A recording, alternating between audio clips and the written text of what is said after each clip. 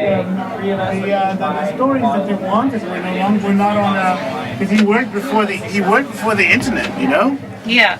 And so he worked before the internet, and so there was a lot of stuff that they didn't have. That was. Hi. Yeah, sure. Hey. This is my friend Luke. This is Charles MUDEDE. So it's a puzzling one. We have left it. It's left, but it's like it's not. Well, we probably can't talk about it here. Oh, I won't do that. Yeah. We can talk later though. Yeah. But you get the idea. I do. So it's been more frustrating than anything else. I'm so sorry. And I wrote him a letter. I'm happy to say I did. I wrote him a letter. Yeah. About a year and a half ago. No word. And he wrote back. And he was just talking about writing. Yeah. I wrote him and said, I'm really, you're a very close friend of mine. I know. For many years, and it's really hard for me. I just confessed that. And what the hell's going on? I didn't get it. All I got was, have you finished the book yet? And I was like, no, yeah, he might not be able to talk about it. No. There's a lot at stake, I think. Yeah, and they might have thought I was trying to trap him or something. It wasn't.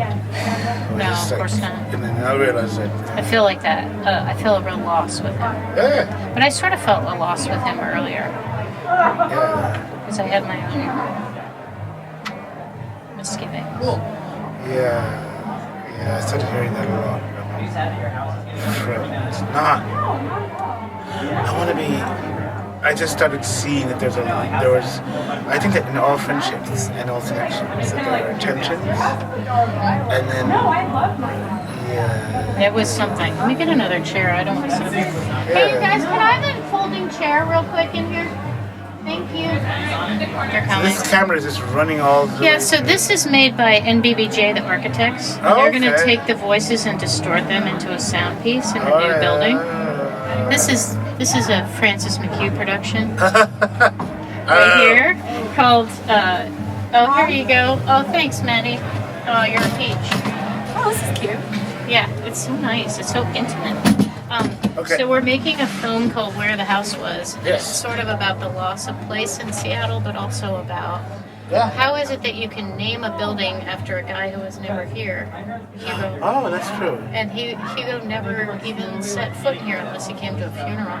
Yeah. And then we insist it's his. And it really is kind of, it's scruffy and anything's possible. And now it's going to move to this new shiny space. Right. Which is lovely because some well-meaning people are going to keep it on site, but it's going to be situated in a new, shiny new multi-use building, so it's complicated. Yes, it's another. I mean, the mode that this building made possible is specific. So you know what I mean? It's not like a building just simply is just there. A building actually, like a body or something, will influence how something turns out. Right. So the Hugo House we've had it for it's something like 15 years. Yeah, 18, almost 20. Almost 20 years.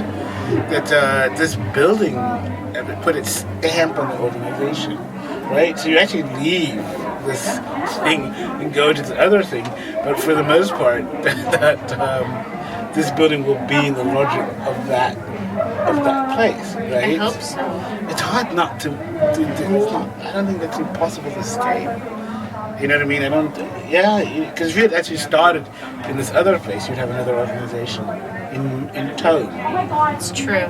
That's what I feel. So there were those great early days when you were here as a writer in residence. Yeah. Tell that story about the gift based on Lewis Hyde's book. Remember that? Yeah. It was this thing that Ann Stadler and I cooked up. Yeah, it was bizarre because I never applied for grants, and I never go for. I've never won anything. I'm a writer, and I've made a living from writing, but I've never received an award. In fact, I found myself on award committees long before without ever receiving an award myself. So I've been dishing out awards throughout the city for the past decade. If I got one for me, thank you. I know. No, and I don't know. You'll be surprised. I've been like, on committees upon committees. And so the person who's never received an award is always there to, you know what I mean? I can walk down the street and say, why isn't that piece of work there? Because I was there in that committee to give that award. I can see, I sort of, oh yeah, and but no, I've only received one award with no, in the proper sense. And that was from Matthew Styles' mother. She and I organized this thing where, like, how could we get money into a writer's hands without them having to make something for the grant, right? And you know what? And that was that became sort of like the model in a way for the Stranger's Genius grant, because that's what we did initially. Was just to drop money on somebody. Yeah. It was $500. I mean, I know it exactly because I never received money, and I was like so shocked. And it wasn't even that the money; it was just like, oh. And then she explained the reasoning, and that was it. But there is no. I'm a writer in the city, and my development as a writer in the city sort of started around the time, not too long before this place opened, right? And so I don't. It's weird to like go through your whole to be associated with an organization, right? Because you're like saying like, here I am, I write, it's true, I do and I do all this stuff, but a big chunk of that growth or that development has been tied up with this specific building. Because I was writer in residence here, it's true, and then I received my first and only award as a writer here, and then on top of it, after when I was writer in residence, I had a drinking tab that was pretty huge, and Francis forgave it because I had the last day as writer in residence, and I was like trying to figure out how I was gonna pay all that money back on the bar tab, and it was forgiven, and I was like, oh, thank God for that. But I was happy to do it, Charles. Yes, you know what I mean. That was a really important day in my life. The day because it was but okay, so just for a second, because we're gonna be able to edit later. Just say your name and what your job is and how long you've been at it. Yes, my name is Charles MUDEDE.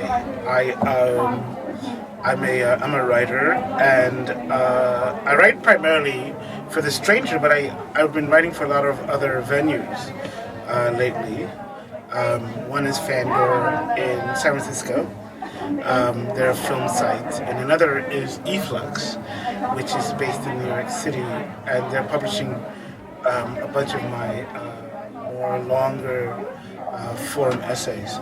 And then I write movies. I've done a couple of movies, and I'm working on one right now with Ahama Fule, a local jazz musician and storyteller who just recently received some attention in New York City at the Public Theater, and so that's what I do. And so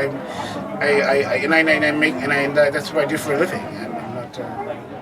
But I mean, your work is known now on the West Coast for sure, and now in New York, and yet I think of you as, and you're from far away, and yet here you are in Seattle, and it seems to me you're very much of this place. Oh, I'm very much built into Seattle. No longer, I'm originally from Zimbabwe, as you know, and I would love to act like I have a emotional commitment to Zimbabwe that is more than nostalgic, and because my parents and I had a childhood there, and I had some years in my teen years there too. But the truth is, I've spent most of my life in the city. Right? And I spent my life looking at the bloody mountains and the water, looking at the, dealing with the I-5 and these structures. These are absolutely built into the structure of my own being. And so, and this building as well, which is why I kept saying, we're talking about how the building that all of this is developed in for so long is going to have an imprint, in the sense that a body has an imprint on the character of the person. So, you know what I mean? It's just like you can't. The soul is that. I don't separate the soul from the physical. So, I love hearing that because I keep thinking like part of me gets into that mode where I want to force the memories of this place onto people who don't know about it. You know, we all do that, right? Like something's coming down like the Bauhaus, and you want to just like ram all those memories into new people's heads like a chip. Then you realize, no. Yeah. It's just. You know, this has been Seattle has like really. My argument. Seattle has like really 4 important art institutions, and and I don't know what the city would be without the consideration of the dynamics, and in terms of like grounding people, it is grounding to have these institutions. It's not that the building itself. It wasn't that so much of that. It just gave. Everybody needs a capital. Everybody needs a beacon that says, okay, that's where that happens, and that's where people are concerned only with that thing. That thing is writing. And so in Seattle, this is for writing. This became the capital of the city of writing. That's what it is, right? Yeah. I don't know how else to put this. If you say like there's a writer who comes to town, you know, they want to, you know, let's go and do a reading or hear a reading or something. It's here. That's what it is. And it's nice because it makes life easier for you because you can say what the city does, you know, in terms of you can explain what it means to be literary in Seattle. Because it's there's this building, and that's what you know what I mean. That's it. And and to me, the cinema is Northwest Film Forum provides that, right? You know what I mean? Like that's. I agree. It's hard to like. That's what you do. That's what they focus on. And it's so interesting. They're just a few blocks away, and the other one is the art. So should I say 3? The art is the Fry Museum. Oh, I totally agree. Right. Those institutions, which is the art. Those institutions. Ground and circulate, right? Because I just walked in here. Who do I see? Of course, I see people from Northwest Film Forum. I see people from Fry Museum, right? That's what you see when you walk around because they understand that that's what these institutions do, and that the value is to allow the physical city to articulate, you know, to provide a word that expresses this thing, this particular art, without any mixture almost. Yeah. Like, this is what it is. I love it. Right, you come here to write. Everybody here, I mean, if you see the word, I teach here, and so you come in at night and people are packed to watch poetry. Packed, you know what I mean? Just like, and they understand this is what happened. I know. Right? Yeah, I love that. Right, and it's not like when you go to a bar, you always feel like you're getting in the bar, people drinking the bar, you're getting in their way, like, the bar person's like, oh my god, I gotta hear poetry. Like, I just wanted a beer, right? Right? Yeah. But you come here, you just don't have to deal with that because everybody understands what you're doing here, right? Yeah. You need to run across that. So even having an open mic night here is of incredible value because so many people, so many writers around the city come in and out of this place. Some of them are really accomplished. Some of them are completely unknown. But that allows people to feel that this is exactly where you should be if you're doing this thing called writing, right? Yeah. Because it makes me so happy to hear you say it. Yeah, because you know, I came out in the writing scene back in the '90s when we used to have to go to bars all the time, and it was, you know, I understand. It's just like, you know, you'd go to like Russell's. We used to hang out. I remember more than one night hanging out with you and Matthew at that Chinese bar on the other end of Broadway where the bait shop is. Yeah, I know. It was lovely. Lord, don't tell me that I will not forget. It was like the wonton or something. No, it was. Oh my God, I had to put an Jimmy image. Woo's Lounge. Or, No, it was not just that. something like that. No, it's gonna pop up in my sleep tonight. Yeah, no, the Jade Pagoda. There. Thank you. I Jade knew it was Pagoda, something yeah, no, just like that. you had Eric, to come on, sneak- let's go. We're good. Yes, all right, We did a good job. all right, all right. I want to keep talking outside. Oh, no, I no. don't want the kids to yell at me. Oh, so you guys know. Yeah.